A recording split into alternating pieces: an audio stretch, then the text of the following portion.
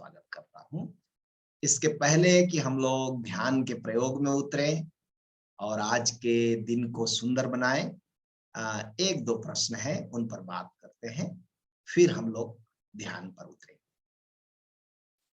एक मित्र ने पूछा है कि आचार्य जी, मैंने अभी अभी ध्यान समाधि किया है, मैं बहुत आनंद से भर गया हूं। मैं चाहता हूं इसे अपने परिवार के अन्य सदस्यों को करा दूं, लेकिन वे इसमें रुचि नहीं लेते, बल्कि विरोध भी करते हैं। और मेरी पत्नी तो भयानक विरोध में है। मैं क्या करूं? गौरव। गौरव, बहुत शुभ आकांक्षा है। और जब भी पिछले करीब करीब 12 वर्षों से मैं आचार्य के रूप में लोगों को ध्यान समाधि का कार्यक्रम करा रहा हूं, तो यह प्रश्न करीब करीब हर ध्यान समाधि किए हुए आदमी के मन में जरूर आता है। और लोग जब कर लेते हैं प्रोग्राम, इतने आनंद से भरे होते हैं कि स्वाभाविक रूप से एक आकांक्षा उठती है कि कैसे हम अपने परिजनों को, रिश्तेदारों को और मित्रों को इस प्रोग्राम को करा दें। क्योंकि हमें जो आनंद मिलता है, हमें जो शांति मिलती है, हमारे मन में एक आकांक्षा पैदा होती है कि जिनको हम प्रेम करते हैं, जिनके संग साथ जीते हैं, उनको भी ये स्वाद मिल जाए। आकांक्षा बड़ी शुभ है और सुंदर है। लेकिन जो तुमने कहा बिल्कुल कि वो लोग इसमें रुचि नहीं लेते, उसकी वजह है, उसका कारण है। जब हम परिवार बनाते हैं, समझो आपकी शादी हुई, तो जब शादी हुई तब आपने ये ध्यान समाधि प्रोग्राम नहीं किया था। आप आनंदित व्यक्ति नहीं थे। आप अपनी कामना, अपनी इच्छा, अपनी वासना की पूर्ति के लिए संसार में एक संबंध गांठ रहे थे। और जो आपके संग साथ संबंध गांठ रही थी या गांठ रहे थे और भी लोग, वो लोग भी अपनी अपनी कामनाओं, इच्छाओं से भरे हुए थे। कामना से, इच्छा से भरा हुआ व्यक्ति बाहर से शो करता है कि वो खुश है या लोगों को दे रहा है, उपकार कर रहा है, लेकिन भीतर भीतर वो अपने भीतर दूसरों को उपयोग कर लेने की चाहत से भरा रहता है। दूसरों को अपनी इच्छा, अपनी कामना की पूर्ति के लिए साधन बनाना चाहता है। और इसलिए सब एक दूसरे को हम अपनी इच्छा का साधन बनाने के लिए जब जोड़ते हैं, तो वो एक माइंड का अलग कंडीशन रहता है उस समय। इसलिए जब आप ध्यान समाधि करते हैं और आप अचानक बदल जाते हैं, घर में आपका बिहेवियर बदल जाता है, अब अपने आनंद के लिए, अपनी खुशी के लिए आप किसी पर निर्भर नहीं रहते, तो इस क्षण में जिनसे आप जुड़े थे उनको लगता है कि शरीर तो इसका पुराना है, लेकिन भीतर सॉफ्टवेयर पूरा बदल गया, एक नया आदमी। ये समझो, इसको मैं जरा रफ भाषा में कहूं तो कहूंगा कि अब पत्नी को वही पति नहीं दिखाई पड़ता पति में जो शादी के समय दिखा था। इसलिए एक तरह से शरीर पुराना होने पर भी आप उसके लिए बिल्कुल नए हो जाते हैं। और इस नए आदमी के साथ एडजस्ट कैसे करना है उसने अभी सीखा नहीं। तो वो बिल्कुल ऐसे तरह से कहना चाहिए, फिर से विवाह की बात आ गई। अब शरीर का खोल तो वही है, शरीर तो वही है बाहर से, लेकिन शरीर तो बहुत ज्यादा हमारा हिस्सा नहीं है। वो जो भीतर असली हमारा मन काम करता है, हमारा सॉफ्टवेयर, वो असली है और वो पूरी तरह बदल गया। यही मित्रों को भी लगता है कि आप बदल गए। आप बदल गए का मतलब अब आपका मन बदल गया। तो इस नए आदमी के साथ एडजस्ट करना, इस नए आदमी के साथ फिर से तारतम्य बिठाना लोगों को बड़ा अड़चन मालूम पड़ता है। इसलिए स्वाभाविक रूप से वो लोग विरोध करते हैं। उनको, पत्नी को, एक बार की सोचो आप, पत्नी को कल कल तक लगता था कि अपनी कामना के लिए, अपनी वासना की पूर्ति के लिए आदमी मेरे ऊपर निर्भर है। अब ध्यान समाधि कर लेने के बाद अपने आनंद के लिए आप स्वनिर्भर हो गए अचानक।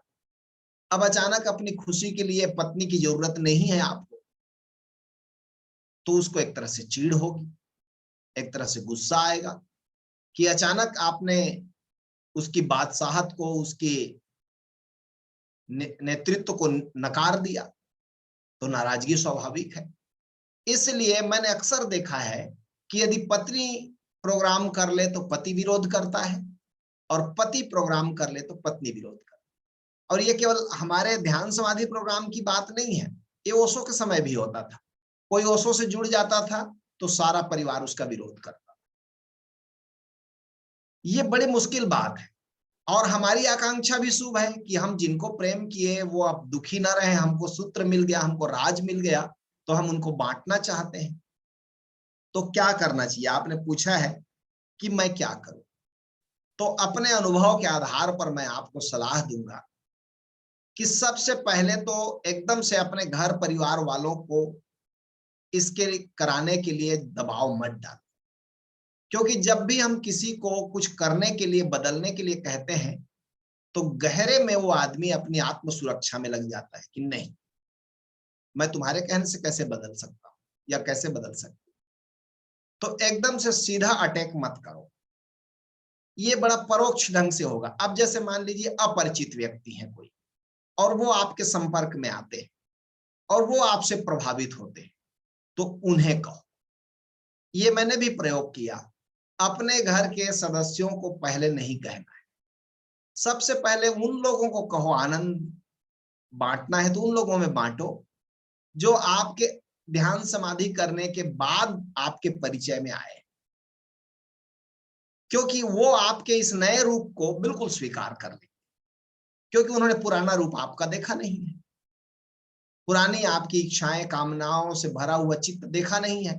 वो इस नए आदमी को स्वीकार कर लेते। इसलिए आप देखना, एक बड़ी मजेदार बात, कि घर में कितना भी विद्वान आदमी हो जाए, घर के लोग उसके विचारों को, बातों को नहीं सुनते। लेकिन एक साधु आ जाए मूर्ख टाइप का बाहर से, बस बड़ा सा टीका लगाया होना चाहिए और जटा बड़ी होनी चाहिए और 2-4 महीने से नहाया नहीं होना चाहिए, और घर के लोग एकदम शरणागत हो जाएंगे उसके। बाबा जी आ गए, बाबा जी जो कहेंगे वो बिल्कुल अकाट्य है, एकदम स्वीकार कर ले। और घर में आप कितनों भी प्रतिभाशाली हो, आपकी बात नहीं सुनी जाए। कारण यही है कि ये जो अपरिचित आदमी आता है, इसके बैकग्राउंड हम नहीं जानते। तो यदि आप अपने बाद के परिचित व्यक्तियों को, बाद के लोगों से जिनको मिलते हैं, उनको कहेंगे तो वो राजी हो जाए। अब एक जैसे जैसे आप इस काम को करेंगे, बहुत से लोग आपसे राजी होकर जब प्रोग्राम करेंगे, ध्यान करेंगे, आनंदित होंगे, तब दूसरों के थ्रू घर के लोगों को पता चलता है कि हमारे बीच में कोई बड़ा आदमी आया है, कोई प्रभावशाली आदमी आया है। तब वो लोग धीरे से इंटरेस्ट लेंगे। एक मजेदार कहानी आपको बताता हूं। ओशो के एक भाई, सभी लोग सन्यास ले लिए थे उनके घर में। ओशो ने कहा भी कि सबसे पहले उन्होंने अपने पिताजी को, माँ को कभी नहीं कहा सन्यास लेने के लिए, ध्यान करने। ओशो ने कभी नहीं कहा। कई बार ओशो सन्यासी ओशो को बोलते थे कि आपके पिताजी बड़े प्रेमी व्यक्ति हैं, आपकी माँ बड़ी प्यारी हैं, हम लोग मिले हैं, उनको भी सन्यास दे दीजिए। तो ओशो कहते थे मैं नहीं कहूंगा। वो अपने से आके मांगे तब। दूसरों पर तो ओशो एक तरह से प्रेशर भी डालते थे कि सन्यास ले लो। कोई नया आदमी आया है तो ओशो कहते थे लेके जाओ, माला लेके जाना, लेकिन अपने घर के लोगों को कभी नहीं कहते। जब उनके पिताजी और उनकी माँ खुद आई और उन्होंने कहा कि हमें सन्यास चाहिए, तब ओशो ने दिया। एक भाई आया ओशो के पास और उसने कहा ओशो को कि मैं भी सन्यास ले लूं क्या? तो ओशो ने कहा नहीं, इंतजार करो। तो कुछ सन्यासियों ने पूछा कि आपने ऐसा क्यों कहा, आप तो जो भी आता है उसको तुरंत दे देते हैं।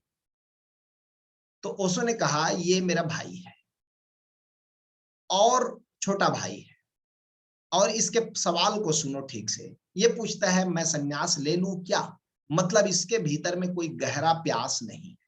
ये परिवार के चौतरफा मरून कलर रोब को देखकर दबाव में आ गया है, और दबाव में लिया गया सन्यास, प्रेशर में लिया गया सन्यास 2 कौड़ी का, कोई मूल्य का। जब ये आकर कहता मैं भी सन्यास लेकर रहूंगा, आपको देना ही होगा, तब देने में मजा आता। और ये कह रहा है आप कहेंगे तो मैं भी ले लूं क्या, तो ये मजा ही खराब हो गया। तो बोले मैं इंतजार करूंगा।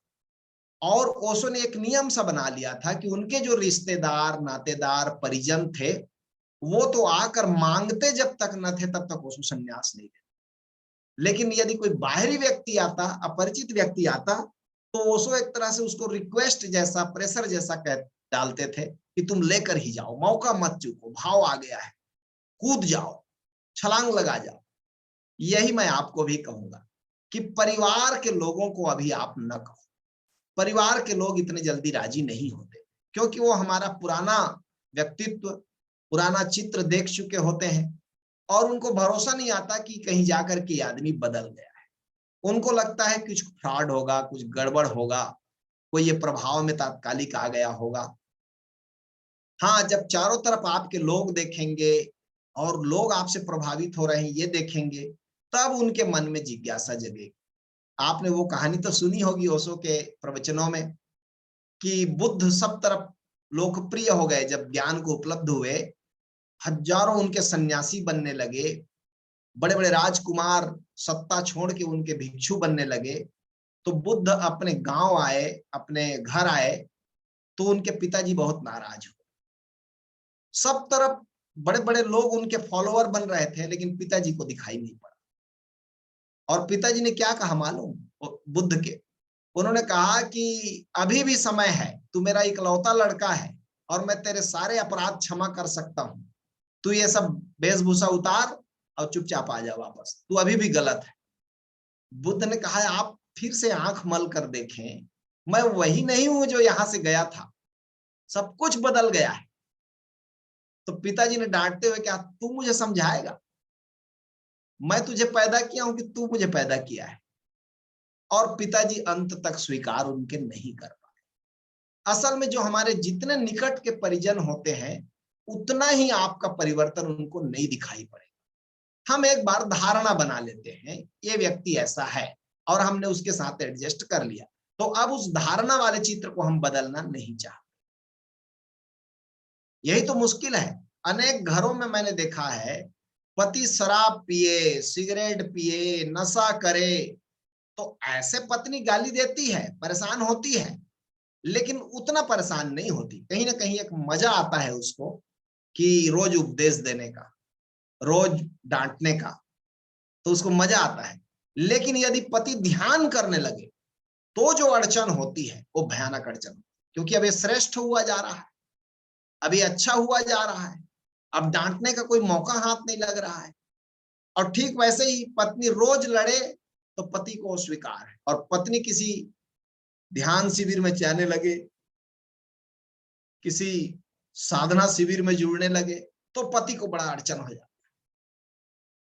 तो इसको समझना, सबसे पहले दूसरों पर यह बात आजमाना, दूसरों को आनंदित कर, फिर धीरे धीरे परिवार अपने से आए तब कहना। बहुत ही मुश्किल काम है। आनंद, लोग आनंदित होना नहीं चाहते, उन्हें दिखाई भी पड़ता है आपके चेहरे से, आपके हाव भाव से, आपके चलने उठने से, बैठने से, लेकिन कोई आदमी कहीं झुकना नहीं चाहता। और विशेषकर हमारा ये युग, ये तो बहुत अहंकारी है। सारी शिक्षा दीक्षा न झुकने के लिए है। सारी शिक्षा दीक्षा हम ये समझते हैं कि हमने पढ़ लिख लिया, किताबें पढ़ ली तो हम ज्ञानी हो गए, अब हम किसी के सामने क्यों झुके। ज्ञान ही पाना है तो गूगल जिंदाबाद, ज्ञान ही पाना है तो किताबें जिंदाबाद, ज्ञान ही पाना है तो बड़ी बड़ी लाइब्रेरियां हैं, उसमें झुकने की क्या जरूरत है। और अध्यात्म में बिना झुके कुछ नहीं मिलता। कोई मुझे कल ही पूछ रहा था कि ये प्रश्न के रूप में ही पूछा था, यादवेंद्र ने पूछा है कि ओशो के सभी मार्ग अच्छे लगते हैं। ओशो के प्रवचनों में जो मैं पढ़ता हूं सभी मार्ग अच्छे लगते हैं, लेकिन मैं चल नहीं पाता, मुझे क्या करना चाहिए? असल में सभी मार्ग अच्छे लगते हैं पढ़ते समय, लेकिन जब चलना हो तो सदगुरु की जरूरत पड़ती है, और बिना सदगुरु के किताब पढ़ के कोई किसी मार्ग में नहीं चल सकता। आप इसको समझना, अध्यात्म में ये एक बात सबको सिरे से समझनी चाहिए कि सदगुरु के बिना साधना नहीं होती। आप किसके साथ जुड़ते हो ये गौण बात है, लेकिन आपके जीवन में कोई ऐसे चरण चाहिए जहां आप झुक सको, जहां आप अपने को समर्पित कर सको। लेकिन ज्यादातर लोग क्या करते हैं, ज्यादातर लोग सोचते हैं झुकने से बचने के लिए किताब का सहारा ले ले। ओशो खुद चिल्ला चिल्ला के अपने किताबों में कह रहे हैं कि मेरी किताब भी तुम्हारे काम नहीं आएगी। तुम खोज लेना वो आंखें फिर जो जिंदा होंगी, तुम खोज लेना वो वाइब्रेशन, वो वातावरण जहां कोई सदगुरु जीवित होता है तो मौजूद होता है। लेकिन ओशो के ही सन्यासियों ने उनकी बात नहीं सुनी। अब वो किताब पढ़ रहे हैं, कोई अष्टावक्र गीता पढ़ रहा है, कोई श्रीमद् भगवत गीता पढ़ रहा है, कोई उपनिषद पढ़ रहा है, और ओशो खुद चिल्ला के कह रहे हैं कि किताबों का अर्थ तुम अपने मन से लगाओगे और वो अर्थ मेरा नहीं है। वो तो कोई जागृत व्यक्ति जब बताएगा तभी। असल में आप जब कह रहे हो सभी, ऐसे ही प्रश्न ओशो से भी पूछा गया था कि ओशो जब प्रवचन देते थे तो एक मुझे याद है एक सन्यासी ने पूछा था कि ओशो जब आप बुद्ध पर बोलते हैं तो मेरे को बुद्ध पसंद आते हैं, जब आप कृष्ण पर बोलते हैं तो मुझे कृष्ण पसंद आते हैं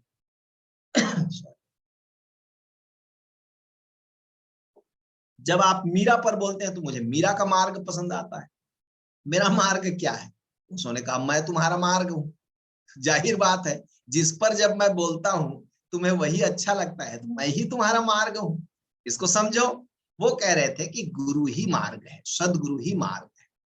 लेकिन लोग गजब है, वो सोचते हैं कि किताब को पढ़कर जो अर्थ उन्होंने लिया वही ओशो का अर्थ होगा। बिल्कुल नहीं होता। बिना सदगुरु से जुड़े आप ओशो की किताब पढ़ते हैं, ये मेरा अपना अनुभव भी है। सन 1994 से लेकर सन 2004 तक मैं करीब करीब प्रतिदिन ओशो के प्रवचन पढ़ता था, सुनता था, और मेरे मन में जाहिर है इतना जब डेडिकेशन से, इतने समर्पण से पढ़ रहा था तो समझता भी रहा हूंगा कुछ, आप समझ सकते हैं। लेकिन 2004 में जब मैं सदगुरु से जुड़ा, ओंकार का ज्ञान मिला, अनुभव ज्ञान मिला, आप विश्वास करेंगे उन 9 वर्षों में पढ़ा हुआ सारे साहित्य का अर्थ बदल, और वो चीजें चूक गई थी पढ़ते पढ़ते जो सीक्रेट चाबियां थी, और मैं कथा कहानियों में खूब उलझा हुआ था। अब 2004 के बाद मैं उन्हीं प्रवचनों को पढ़ता हूं तो ऐसा लगता है कि पहले भी मैं इसको पढ़ा हूं, कहानियां सब याद हैं, लेकिन ये चीज जो मास्टर की है साधना की, वो मेरे से कैसे चूक गया। अब मुझे समझ में आता है कि बिना सदगुरु के वो चाबी कोई पकड़ ही नहीं सकता। सभी शास्त्रों में चाबियां हैं, लेकिन जब तक आप अनुभव ज्ञान किसी सदगुरु के पास नहीं लेते, वो चाबियां पकड़ में नहीं आई, वो छुपा दी गई। इसलिए आप ठीक कह रहे हो कि मैं मार्ग तो सब अच्छे लगते हैं लेकिन चल नहीं पाता। आप किसी सदगुरु को खोजो। इसलिए हमारे देश में एक रिवाज था, अध्यात्म में जब भी कोई उत्सुक होता था तो हम कहते थे सत्संग करो। सत्संग करो का क्या मतलब है? जगह जगह साधुओं को सुनो, जगह जगह ज्ञानियों को सुनो, जगह जगह बुद्धों को सुनो, फिर इन्हीं में से किसी से आपका एक प्रेम लग जाए तो वो आपका गुरु, वो आपका सदगुरु। हो गई बात। बस अब फिर वहां से नहीं हिलना है। यही गुरु अमरदास जी ने किया। सिखों के तीसरे गुरु, बड़ी प्यारी जीवनी है उनकी। वो तीर्थ यात्रा करते थे, सत्संग करते थे, प्रतिवर्ष हरिद्वार जाते थे, गंगा स्नान करते थे, सब तरफ जाते थे।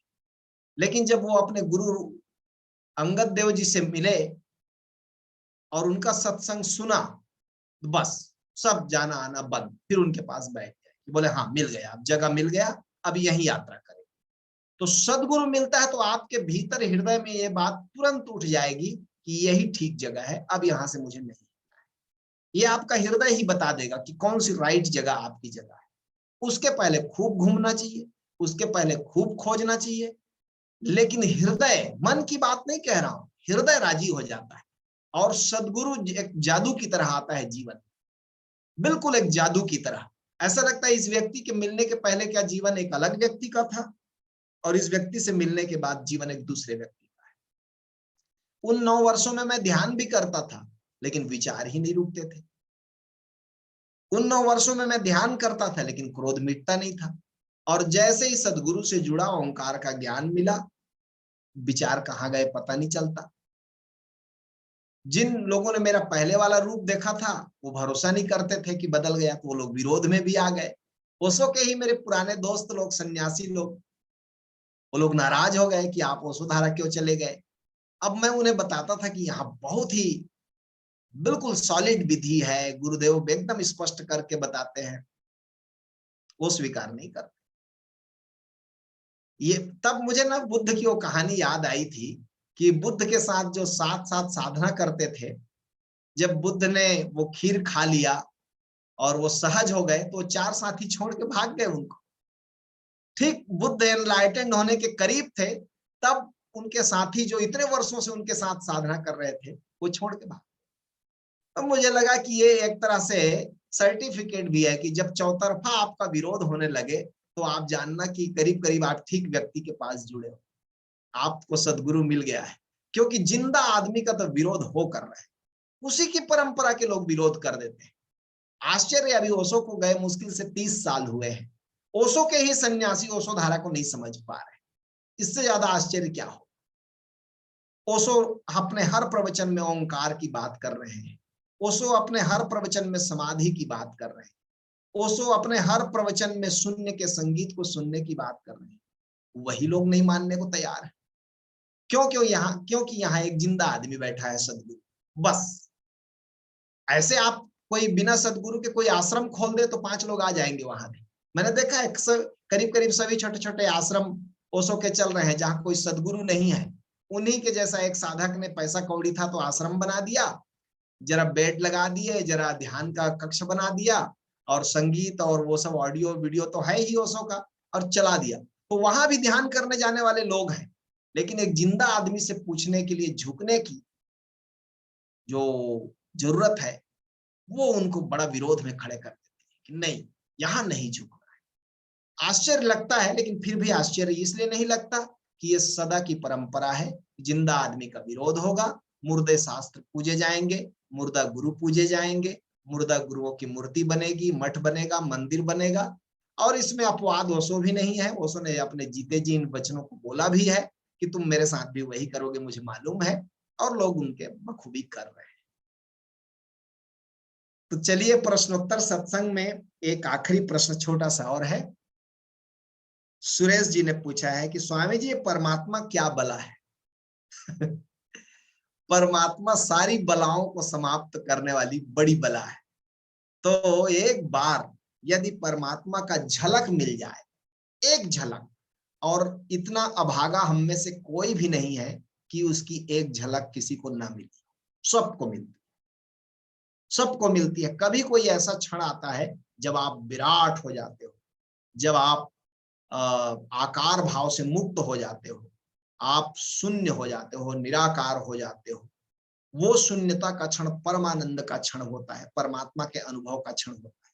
शब्द को ज्यादा नहीं पकड़ना है। आप उसे समाधि कहे तो भी अच्छा है, ध्यान की गहराई कहे तो भी अच्छा है, आप उसे परमात्मा का अनुभव कहे तो भी अच्छा है, आप उसे निर्वाण कहे तो भी अच्छा है, हजारों शब्द है, मोक्ष कहे तो भी अच्छा है। लेकिन उसकी एक झलक परमात्मा सबको देता है, कभी ना कभी जरूर देता है। बस किसी सदगुरु से वो रिकॉग्नाइज हो जाए, आपको बता दे सदगुरु की यही वो झलक है, अब इसको पकड़ के रखना, अब इसका सुमिरन करना, अब इसको बार बार याद करना, बार बार इसके स्मरण में जीना। और एक मजेदार आप बात देखते हैं, संसार में हम स्मरण से खुश होते हैं कई बार। कभी आप काम वासना से गुजरे हैं, उसका स्मरण करते हैं तो आप देखते हैं आपका शरीर मन उस काम वासना के तरंग में फिर डोलने लगता है। ऐसे ही परमात्मा का अनुभव हुआ है तो उसको बार बार स्मरण करें, उसको बार बार जिए, वो फिर बढ़ेगा।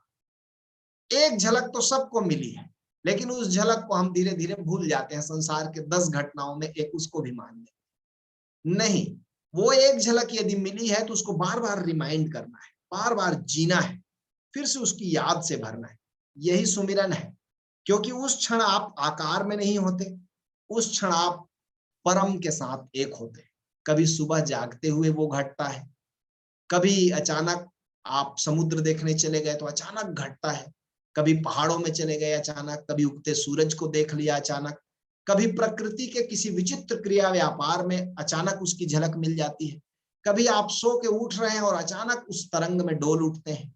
कहा नहीं जा सकता कि कब उसने अपना झलक दिखाया है, लेकिन एक न एक बार तो सबको झलक देता है। इतना अभागा इस संसार में कोई नहीं, लेकिन ज्यादातर लोग उसको भूल जाते हैं। हाँ, जब हम सदगुरु से जुड़ते हैं और सदगुरु के कार्यक्रम में जुड़कर फिर उस झलक को एक बार दो बार पाते हैं, तब रिकॉग्नाइज होता है कि हाँ, पहले भी मुझे मिला था, ये तो मैं पहले से जानता था, ये तो मैं पहले से इसमें डूब चुका हूं एक बार। तब उसका बार बार पुनर्स्मरण, बार बार उसको फिर जीना, तब उसको आनंद पूर्वक फिर से अपने सुमिरन में ले आना, तब आप पाएंगे वो धीरे धीरे बढ़ता जाएगा। उसी को जीसस कहते हैं कि जिनके पास है उन्हें और दिया जाए, जिनके पास नहीं है उनसे वो भी ले लिया जाए। कहने का अर्थ है कि यदि एक अनुभव है, इसलिए उसको कहते थे कोई भी सुख का अनुभव है उसे बार बार जियो, उस सुख के अनुभव को बार बार जियो, क्योंकि परमात्मा महा आनंद है, परमानंद है। यदि छोटे छोटे सुख को ना जी पाए, ज्यादातर लोगों की कंडीशनिंग क्या है, दुख में जीने की आदत है। क्योंकि आप जब दुख में होते हैं तो लोगों की सहानुभूति मिलती है, और हम एक रुग्ण आकांक्षा से भर जाते हैं कि लोग हमको सहानुभूति दें, लोग हमारा केयर करें। आप देखें, ऐसे आपको कोई फोन नहीं करेगा जब आप स्वस्थ हैं, सुंदर हैं, आनंदित हैं, तो कोई आपको फोन नहीं करेगा। लेकिन आप बीमार पड़ जाएं और स्टेटस में लगा दें अपने व्हाट्सएप के कि मेरी इन दिनों तबीयत सीरियस है, सब लोग फोन करें। तो अब आपके मन में एक आकांक्षा पैदा हो जाएगी कि बीमार रहने से कितने लोग मेरी चिंता करते हैं, तो क्या सदा के लिए बीमारी को न रख लूं? जब इस बीमारी में इतने लोग मेरा केयरिंग करते हैं तो बीमारी में मजा आने लगता है। ये रुग्ण है, इस आकांक्षा को नहीं रखना है। भले ही लोग ना पूछें आपको, भले ही लोग आपको फोन ना करें, लेकिन आप सदा सुख में जीना। लेकिन इससे विरोध भी होगा, आप ज्यादा सुख में जिएंगे तो चौतरफा आपके दुश्मन पैदा होंगे। लोग आनंद के विरोधी हैं। लोग आनंदित केवल दो लोगों को छोड़ा है उन्होंने, या तो पागलों को या संतों को। दो लोगों को हम कहते हैं इनको आनंदित होने की छूट है, नॉर्मल आदमी को आनंदित होने की छूट नहीं है। आप आनंदित हुए नहीं कि लोग आपके बारे में घोषणा कर देंगे, वो सोधाराम जाग पगला रहा है। यही होता है। आनंदित हुए नहीं कि पागलपन का तमगा लग गया, तो इसमें सावधान रहना है।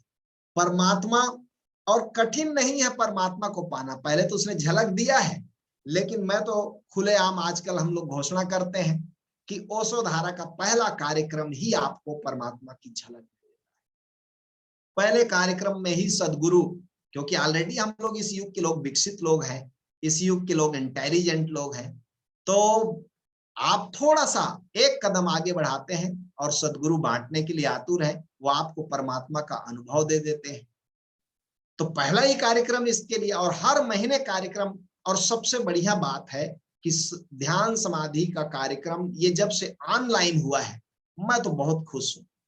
इसमें सबसे बढ़िया क्या है कि आप अपने घर के सबसे बढ़िया वातावरण में बैठकर घर का नाश्ता पानी चाय खाना लेकर बड़े आराम से नौकरी करते हुए, बिजनेस करते हुए, केवल सुबह शाम सवा सवा घंटा जुड़कर अपनी सारी आध्यात्मिक जिज्ञासा, आध्यात्मिक अनुभव प्राप्त कर सकते हैं, आध्यात्मिक जिज्ञासा पूरी कर सकते हैं। इससे बढ़िया सुविधा अतीत के किसी भी मनुष्य को उपलब्ध नहीं। हम बेहतरीन सदगुरु को सुन सकते हैं अपने सामने, आचार्यों को सुन सकते हैं अपने सामने।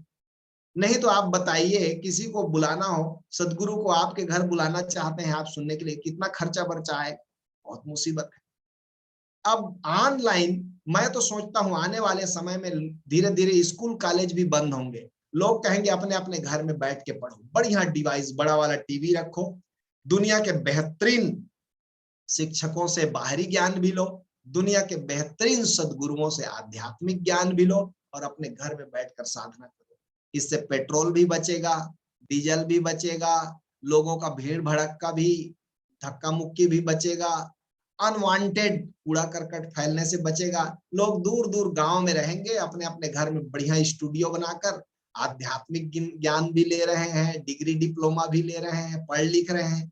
अभी हम लोगों का, मैं कॉलेज में हूँ तो हमारे सारे जो रिफ्रेशर कोर्स होते हैं, वर्कशॉप होते हैं, वो ऑनलाइन होते हैं और इतना बढ़िया होता है, कम समय में ज्यादा से ज्यादा ज्ञान, बाहरी ज्ञान बांटा जाता है। बेहतरीन पढ़ाने वाले आते हैं। अब मैं कभी, कोई देहरादून में प्रोफेसर है, कोई तमिलनाडु में प्रोफेसर है, कोई अमेरिका में प्रोफेसर है, उनको हम बुला नहीं सकते थे अपने कॉलेज में। यहाँ ऑनलाइन में बैठ के हम उनको सुनते हैं, उनसे काउंटर क्वेश्चन करते हैं, बातचीत करते हैं। तो ये ऑनलाइन आध्यात्मिक व्यक्तियों के लिए भी वरदान बनकर आया और इसीलिए सदगुरु ने ओशोधारा के सभी 78 कार्यक्रम, प्रज्ञा कार्यक्रम, हेल्थ कार्यक्रम, समाधि कार्यक्रम, सुमिरन कार्यक्रम ऑनलाइन के हिसाब से बना दिया है। तो इससे बढ़िया क्या हो सकता है? ये एक तरह से कहना चाहिए कि मनुष्य जाति के पूरे इतिहास में सबसे बहुमूल्य समय है, जब आपको बिल्कुल कम से कम खर्चे में अपने घर में बैठकर नौकरी चाकरी बिजनेस करते हुए सब अनुभवों से आप गुजर सकते हैं। जरा भी कोई दिक्कत नहीं। थोड़े से संसाधन की जरूरत है, इंटरनेट का कनेक्शन चाहिए, लैपटॉप चाहिए, बस इतना सा। और आप देखते हैं कितने बड़े, अब आप किसी को बार बार, जैसे हम लोग स्कूल भेजते थे, कॉलेज भेजते थे, आने में 1 घंटा, जाने में 1 घंटा खर्च, फिर कभी मास्टर जी आए हैं, कभी नहीं आए हैं, कभी पानी बरस रहा है, कभी ठंड पड़ रही है, कभी धूप अधिक है। सारी तकलीफों से दूर अपने एक कमरे में बैठकर आप हिमालय का वातावरण पैदा कर सकते हैं। एसी लगा है तो बस हिमालय हो गया, थोड़ा गर्मी भी हो गया तो कोई चिंता की जरूरत नहीं है। तो इतनी फैसिलिटी कब किसको मिली है बताइए? एक साथ अभी जूम में और फेसबुक में इतने लोगों को मैं एक साथ बातचीत कर रहा हूँ, ऐसा तो कभी भी संभव नहीं था। इतने, क्योंकि इसमें वही लोग जुड़ेंगे जिनकी रुचि होगी, इसमें वही लोग जुड़ेंगे जिनको प्यास होगी। तो अपने जैसे प्यारे लोगों के साथ बात करना, तो ये तो टेक्नोलॉजी की सबसे बड़ी उपलब्धि है और हम लोग सौभाग्यशाली हैं। तो परमात्मा रूपी उस बला को जानने के लिए मैं निमंत्रण दूंगा सुरेश को कि बिल्कुल बिना विलंब के हर महीने ध्यान समाधि है, ध्यान समाधि से शुरुआत करो और उस सब बला को टालने वाली बला को जान।